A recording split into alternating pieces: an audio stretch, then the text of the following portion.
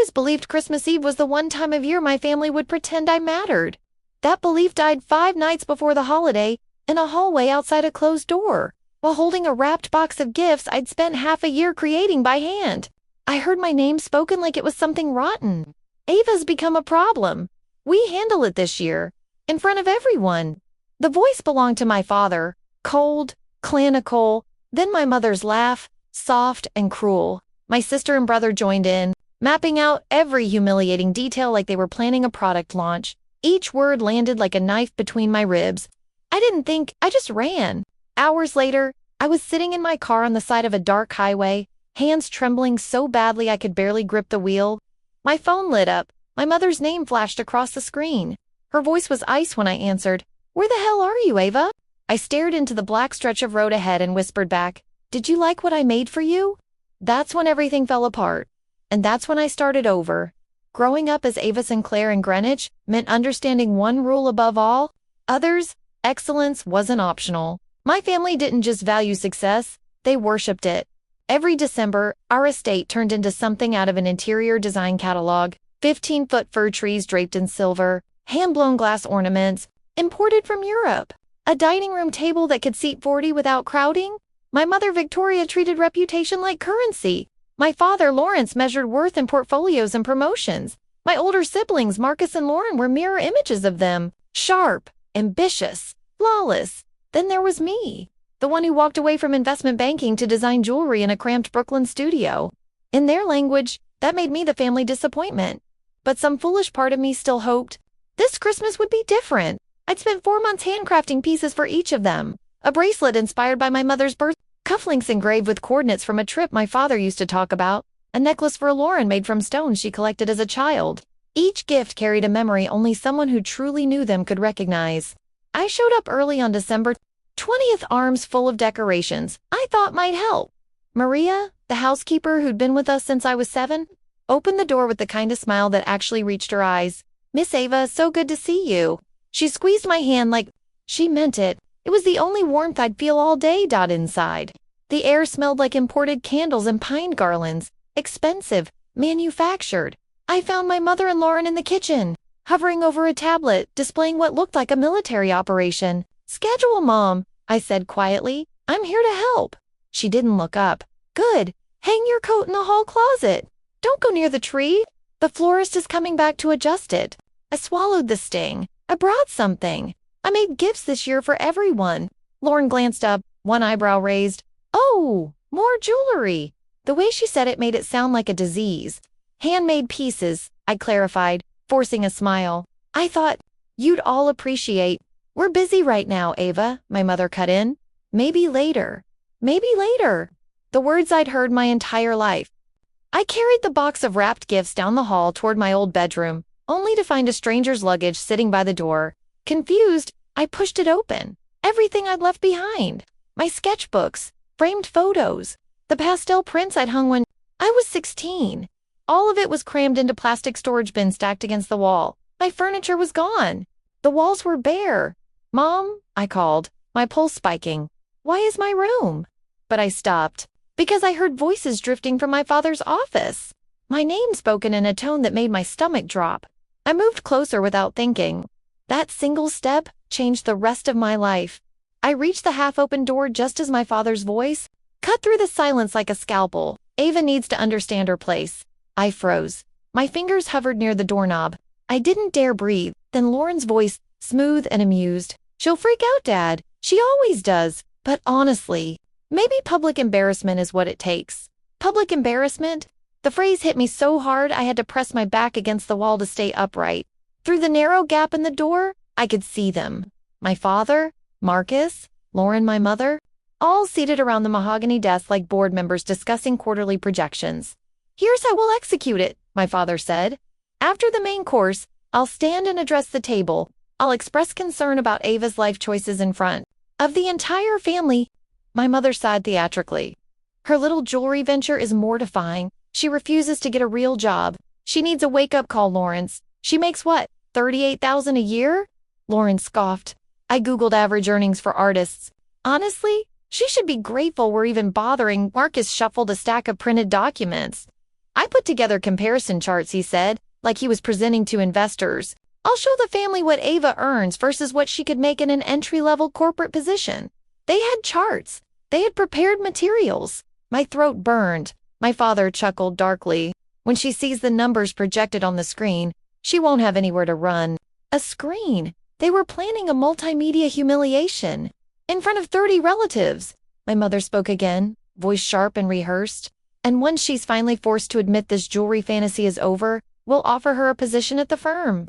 Nothing high level. Something controlled. Something safe. Controlled, Lauren echoed. And we should tell her about the bedroom. She can't keep storing her things here. We need that space. My stomach twisted. They'd already cleared my room. They hadn't even waited. Better to do it tonight, my father added.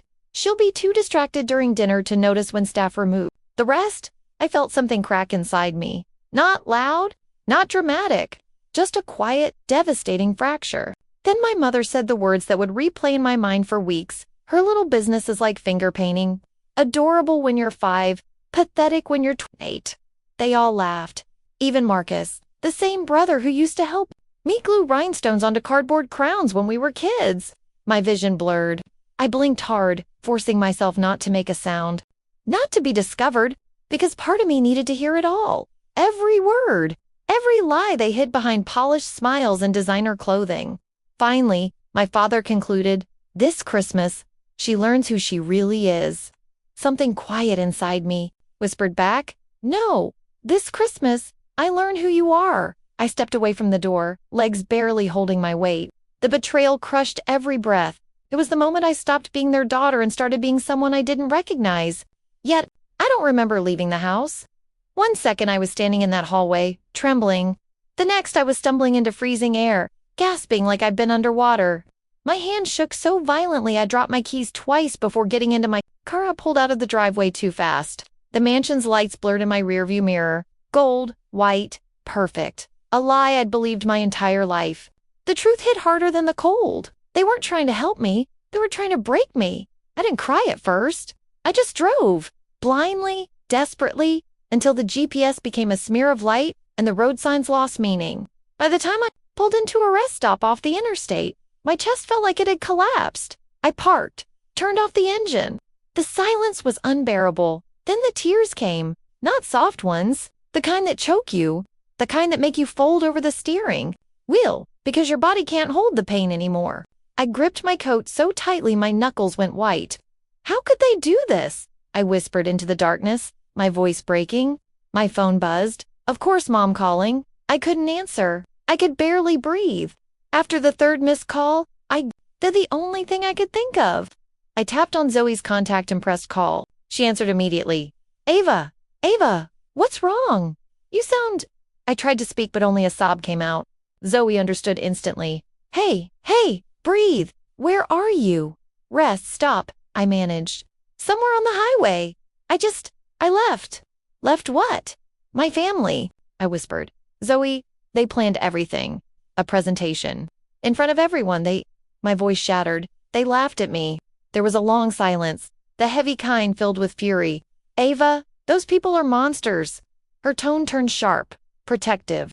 Tell me exactly what you heard, I told her. Every word, every insult, every planned moment of public humiliation. By the time I finished, Zoe was livid. Listen to me very carefully, she said. Nothing they said is true. Nothing. You run a legitimate business. You make real money. You work. Harder than anyone I know. What if they're right? I whispered. What if I'm just pretending? Pretending? Zoe practically shouted. Ava, you turned down wholesale orders last month because you were at capacity. You have a wait list for custom work. You have real income. That's not pretending. That's succeeding. Her words cut through the fog. Ava, you're not the failure. They are, and they're terrified you'll realize it. I let out a shaky breath. For the first time since leaving, a small flicker of clarity ignited inside me. Zoe, I don't know what to do. You're coming home, she said firmly. To your place, not theirs. I'll stay on the phone until you're safe. I nodded, even though she couldn't see it. Okay, good. Now start the car. I'm right here. So I did. I restarted the engine, pulled back onto the highway, followed the sound of her voice, soft, steady, safe, back. Back toward the life I thought wasn't enough. I didn't know it yet, but this was the night I stopped begging for love and started choosing my own path. When I finally pulled up to my apartment in Brooklyn, the sky was still dark but softening. At the edges, my building wasn't impressive. No marble lobby, no doorman, no manicured walkway like the Sinclair estate. But when I unlocked my door and stepped inside, warmth wrapped around me like a blanket. This tiny two-bedroom place, I'd paid for it. Every square inch, with my own hands, my own work, my own late nights and blistered fingers. I exhaled shakily as I hung my coat, chest still tight. I walked into my small studio corner. The desk, where it's cluttered with gemstones, sketches, packaging materials, my tools lay exactly where I'd left them. Nothing here judged me. Nothing here compared me to someone more successful. Nothing here tried to reshape me into something I wasn't. I flipped on the lights. Soft yellow filled the room. My wall of framed press caught my eye. An article from a design magazine praising my craftsmanship. A blog review calling my work intimate and artful. Customer photos wearing pieces I'd made just for them. I'd pinned them there months ago, back when I believed accomplishments mattered. Before I realized my family didn't care enough to read a single one, I brushed my fingertips across the frames. Why had I never shown them proudly? Because I was afraid they'd laugh. Because I thought recognition only counted if they gave it. Because I still wanted their approval long after they stopped deserving mine. My phone buzzed on the counter. One new email, subject line, Collaboration Inquiry Sterling Collective. My heart skipped. I clicked it open. Dear Ava, we're impressed by your designs and would like to discuss featuring your collection in our spring showcase. My mouth fell open. Sterling Collective wasn't some small boutique.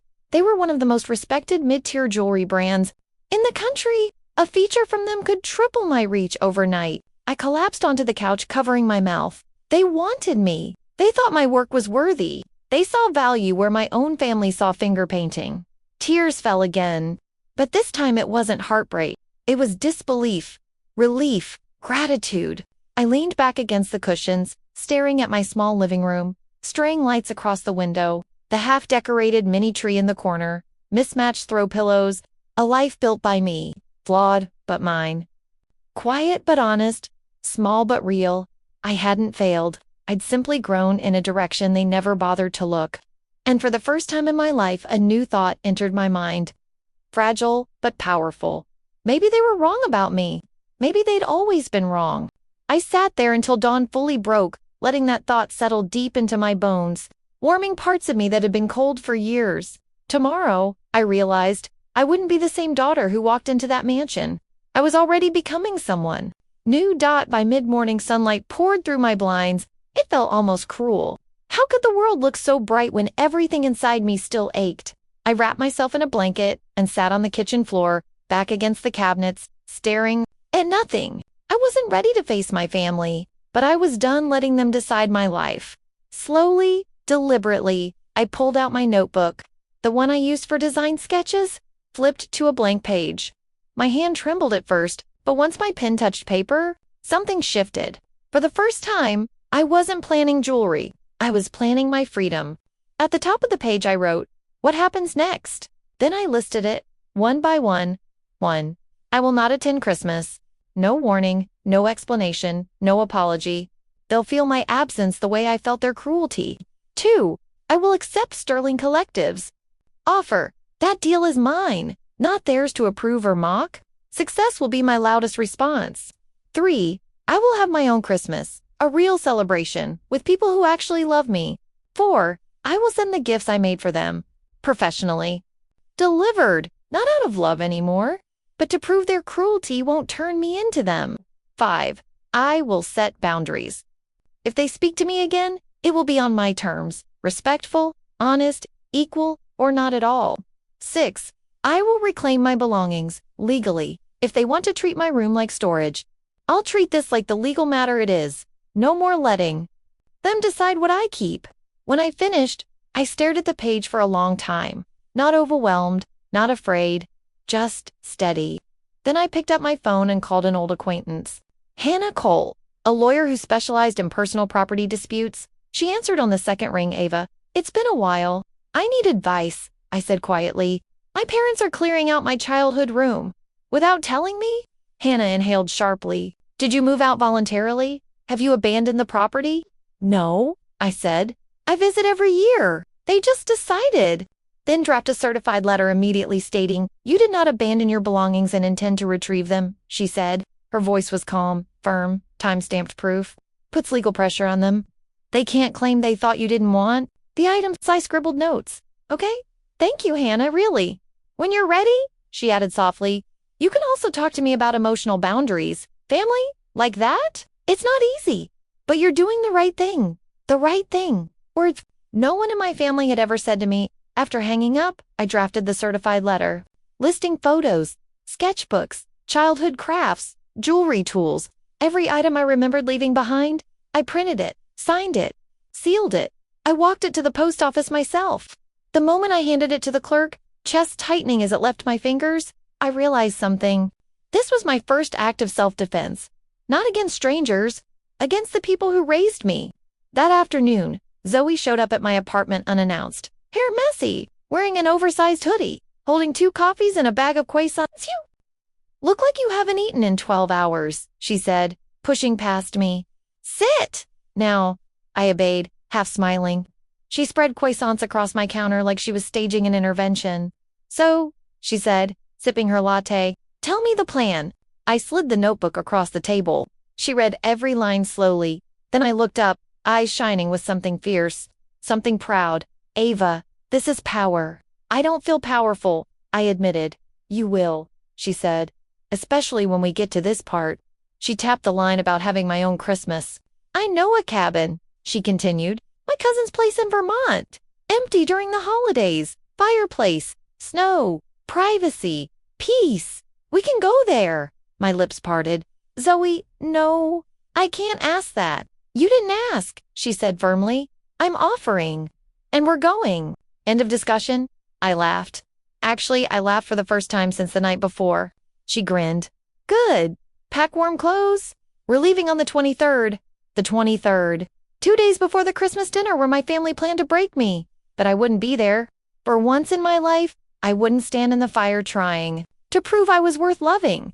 I would choose people who already knew I was. Christmas Eve arrived with a thin layer of snow dusting the streets. Brooklyn turned quiet and surreal. Zoe and I had just finished loading the last bags into her car when my phone buzzed. Mom calling. I let it ring. 5 seconds later, Marcus calling, then Lauren calling. It was 6:59. 1 minute before the Sinclair Christmas Eve cocktail hour always began. I could almost see it. The crystal glasses, the towering trees, the perfectly arranged appetizers, and an empty spot where I was expected to stand. Smiling, pretending nothing was wrong.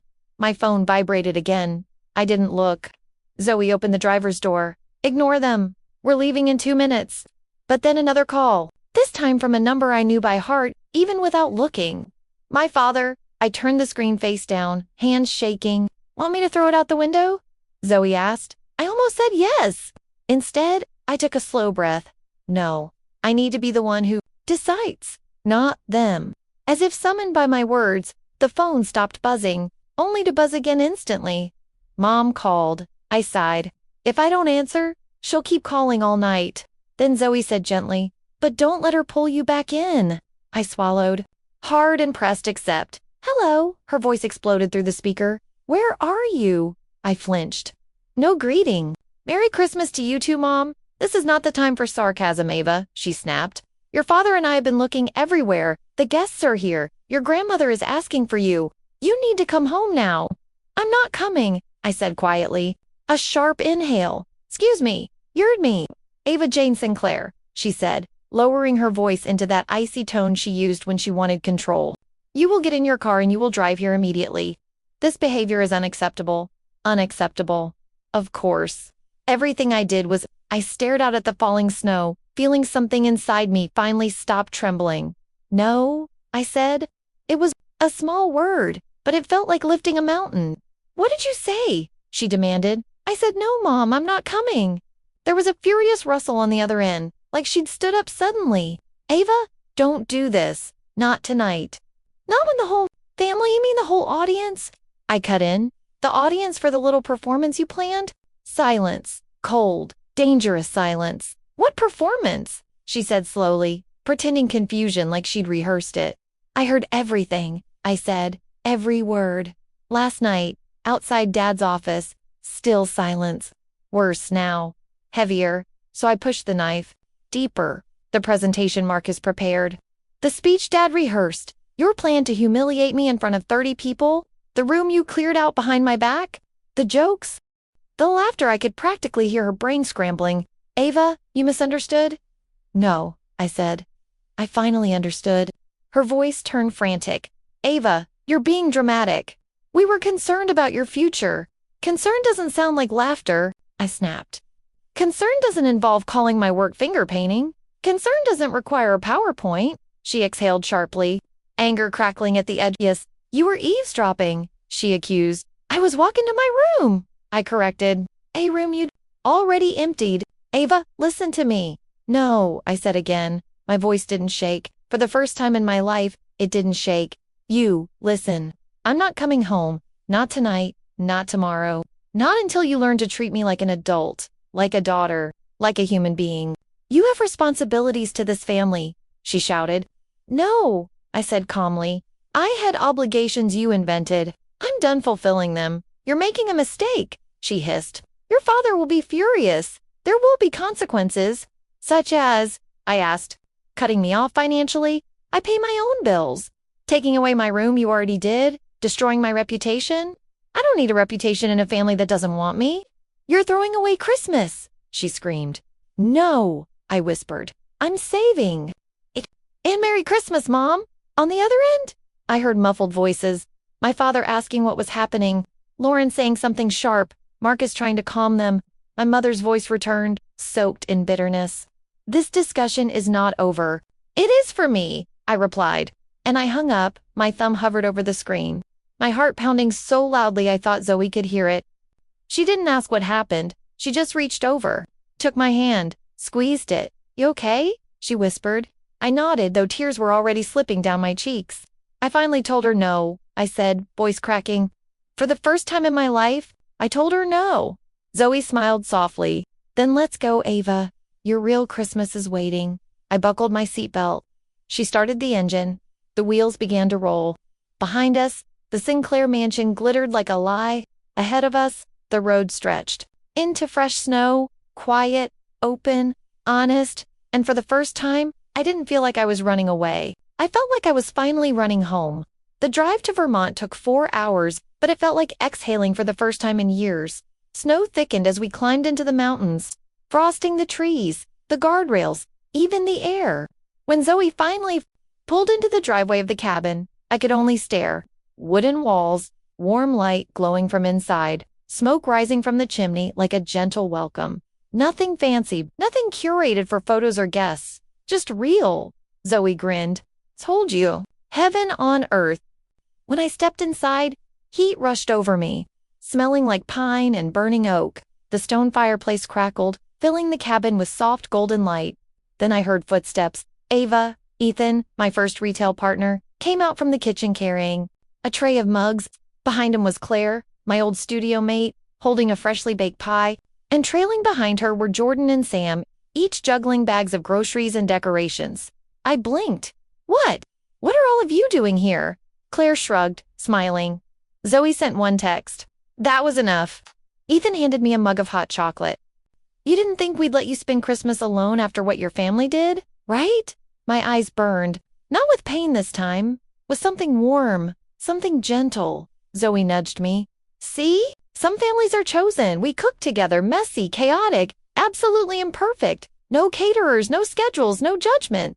Just laughter, just warmth, just freedom. At one point while cutting vegetables, Jordan said, You know, Ava, your pieces sold out in my store last weekend. People love your work. Sam chimed in. My sister literally won't take off the necklace you made her. I felt myself smiling.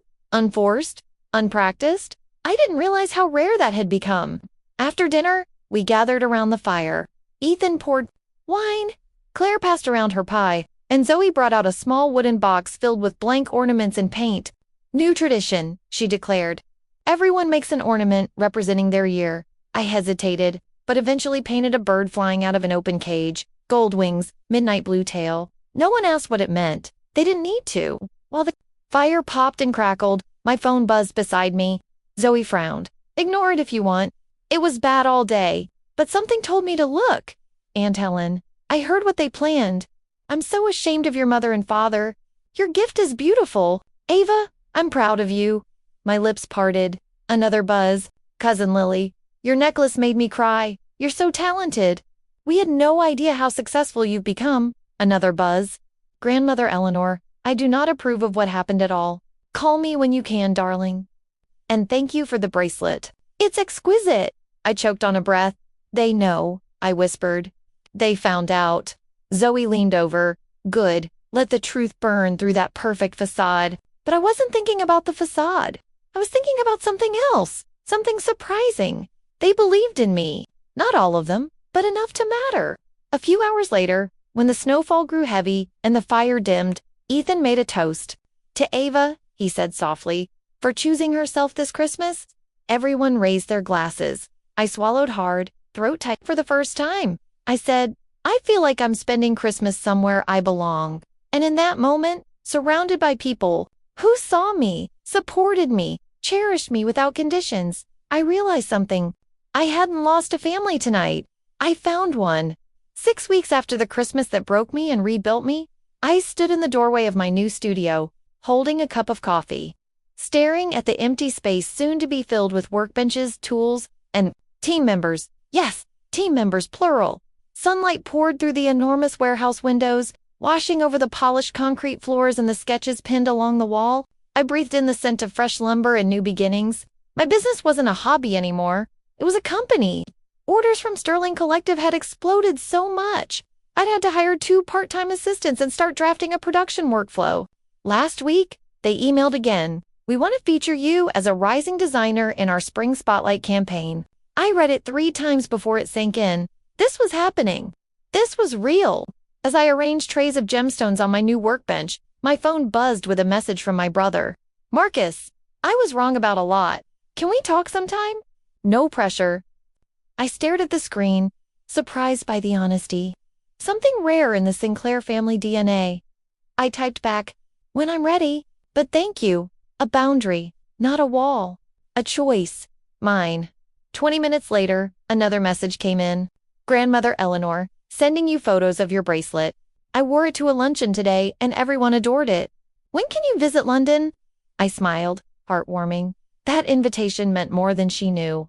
Then, almost like the universe testing me, an email from my father landed in my inbox, a spreadsheet, an unsolicited analysis of my financial trajectory, a paragraph implying my success was temporary unless I accepted a stable corporate role. For the first time, his attempts didn't sting. I hear reply, thank you for your concern. I'm proud of what I'm building and I'm doing well. I won't be discussing career changes. I wish you the best. No explanations, no justifications, just truth. With a boundary wrapped around it, my mother sent a message later that afternoon. Mom, your absence at Christmas caused a lot of unnecessary tension. It would be nice if you apologized. I didn't respond. Some messages didn't deserve an answer. 2 weeks after that, I drove back to the mansion, accompanied by Zoe, to collect the last of my childhood belongings. Maria greeted me warmly and helped me pack everything into boxers. My old sketchbooks, my first pliers and wire cutters, a half-finished beaded bracelet from when I was 11. These weren't reminders of failure. They were proof I'd always been me. While packing, Maria whispered, your mother tried to donate your old tools, but I hid them. I knew they mattered. I hugged her.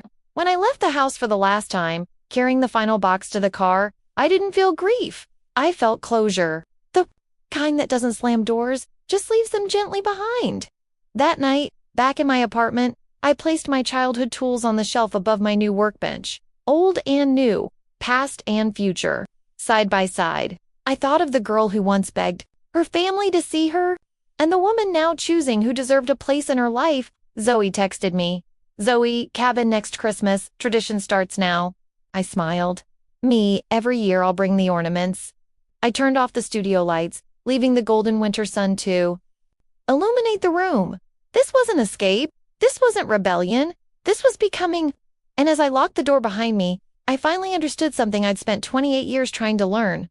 Christmas didn't break me. It revealed me. And I'm never going back to the version of myself who begged to be loved.